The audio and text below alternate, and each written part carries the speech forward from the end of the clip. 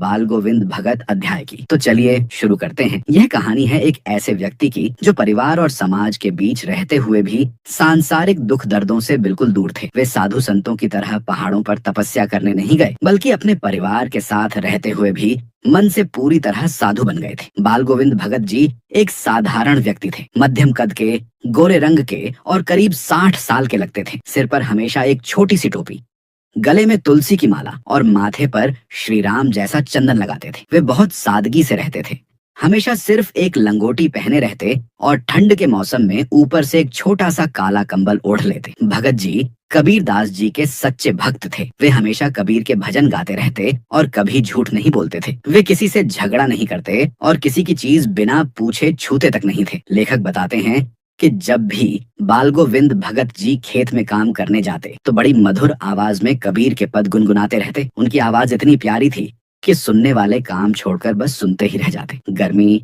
बरसात या ठंड, हर मौसम में उनकी आवाज उतनी ही मधुर रहती थी। वे हर रोज 2 मील पैदल चलकर नदी में स्नान करने जाते थे, चाहे कोई भी महीना क्यों ना हो।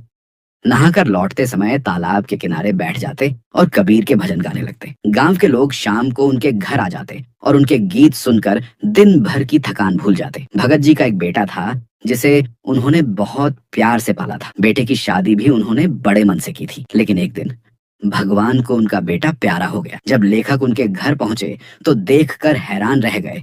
बाल गोविंद भगत जी आंगन में बैठे अपने बेटे के पार्थिव शरीर के पास कबीर के भजन गा रहे थे। उनकी बहू रो रही थी, पर भगत जी उसे समझा रहे थे, रो मत बहू, आत्मा परमात्मा के पास चली गई है। जैसे कोई प्रेमिका अपने प्रेमी से मिलने जाती है, वैसे ही यह आत्मा अपने भगवान से मिलने गई है। लेखक को पहले लगा कि शायद बेटे के गम में वे पागल हो गए हैं, लेकिन बाद में उन्हें समझ आया कि यह तो उनका गहरा विश्वास है, क्योंकि वे जानते थे कि आत्मा का परमात्मा से मिलना ही जीवन का लक्ष्य है। अपने बेटे के अंतिम संस्कार में भी भगत जी ने खुद आग नहीं दी। उन्होंने अपनी बहू से कहा, जब वह तुम्हारे सबसे करीब था तो उसे मुखाग्नि भी तुम ही दो। और बेटे के संस्कार के बाद उन्होंने अपनी बहू को कहा कि वह अपने मायके चली जाए और दोबारा शादी कर ले। बहू ने मना किया, कहा कि आपकी सेवा कौन करेगा। पर भगत जी बोले, अगर तुम नहीं गई तो मैं घर छोड़ दूंगा। और फिर बहू को जाना पड़ा। भगत जी हर साल गंगा स्नान करने जाते थे, लगभग 90 किलोमीटर पैदल। वे रास्ते में सिर्फ पानी पीते और कबीर के भजन गाते चलते जाते। बुढ़ापे में भी उनमें वही जोश था। आखिरी बार जब वे लौटे तो थोड़ा बुखार था, पर फिर भी उन्होंने अपने सारे काम वैसे ही किए, नहाना, खेत देखना और गीत गाना। लेकिन एक दिन सुबह जब लोगों ने उनकी आवाज नहीं सुनी तो जाकर देखा, बाल गोविंद भगत जी अपने कमरे में शांत पड़े थे। इस तरह इस धरती के एक सच्चे भक्त, एक सच्चे इंसान बाल गोविंद भगत जी ने अपना जीवन पूरा किया।